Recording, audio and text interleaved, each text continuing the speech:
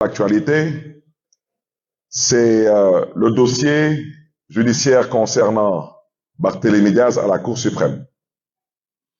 Me permettrez-vous de la presse de vous inviter à dépassionner cette question, parce que je voulais d'abord dire que personne ne m'a amené à la Cour suprême, c'est moi-même qui me suis conduit à la Cour suprême parce que considérant étant victime d'une injustice. Je ne reviendrai pas là-dessus. Parce que, comme j'ai déjà dit, au Sénégal, ceux qui veulent comprendre, comprennent. Ceux qui ne veulent pas comprendre ne comprendront jamais. Et je ne suis pas là pour chercher à faire comprendre à qui que ce soit, quoi que ce soit. Je suis un citoyen sénégalais avant d'être un responsable politique et avant d'être une autorité. J'ai été victime d'une agression dans une institution de l'État il y a plus d'une décennie de cela. Je voudrais seulement d'abord déplorer que le régime actuel a eu 12 ans pour vider ce dossier, 12 ans. Mais comme par enchantement, à la veille de chaque élection, ce dossier est réactivé. Comme vous le savez, à la cour d'appel, j'ai perdu mon procès à la cour d'appel. Et comme vous le savez, j'aurais pu me limiter en première instance. J'avais été condamné en première instance dans un cadre assez particulier. Et Dieu seul sait que j'aurais pu m'en arrêter là. Mais me demander de payer à la famille d'un nervi un montant qui peut permettre à n'importe quel citoyen sénégalais d'acheter une maison aujourd'hui, c'est insulter l'intelligence des Sénégalais. Je ne vois pas comment un nervi recruté pour 15 000 francs CFA, et les nervis, vous en avez récemment aussi connu et vu. Donc je n'en parlerai pas. On me demande d'indemniser la famille de ces nervis qui étaient venus me faire la peau. Je refuse. Et je continuerai à refuser jusqu'au bout. Et si je n'ai pas gain de cause à la Cour suprême, ils sont libres de faire ce qu'ils veulent.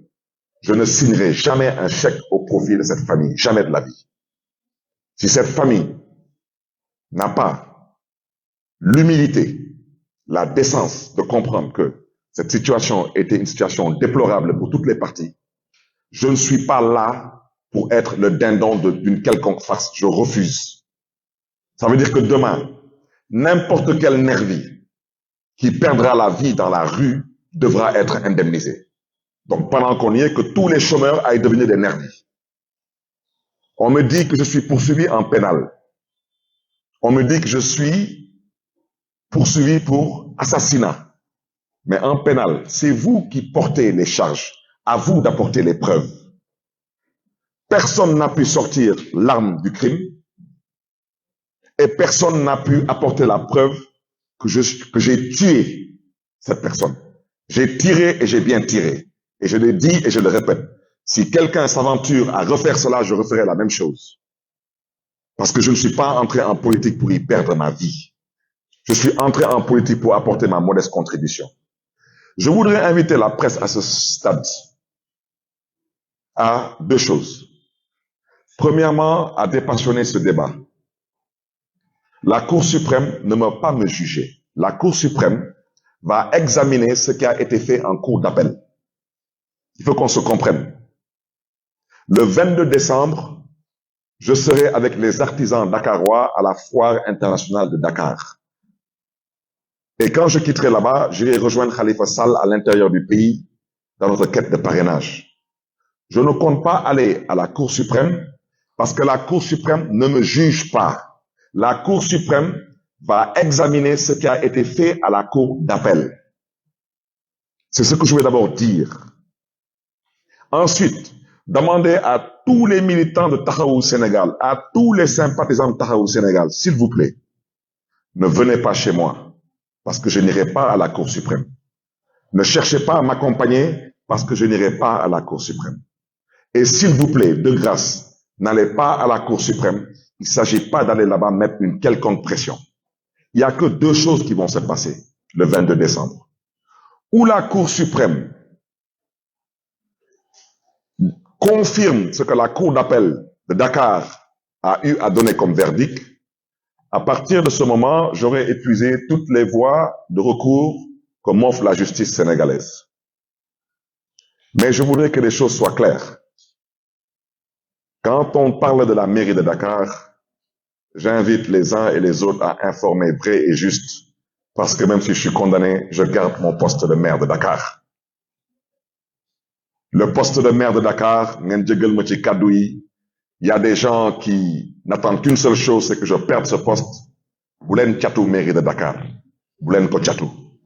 La mairie de Dakar, je ne bougerai pas d'ici.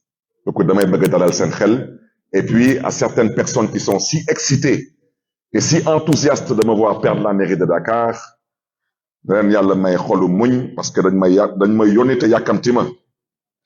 donc, pour la mairie de Dakar, je souhaiterais vous rassurer, je ne bougerai pas d'ici. Pour le poste de député à l'Assemblée nationale, et c'est là-bas où je vous invite, vous de la presse, à bien suivre mon raisonnement. Je l'ai déjà dit, je fais de la politique. Je ne suis pas arrivé par accident en politique. Je suis un enfant et un pur produit du Parti socialiste. La politique, je la fais sans aucune passion.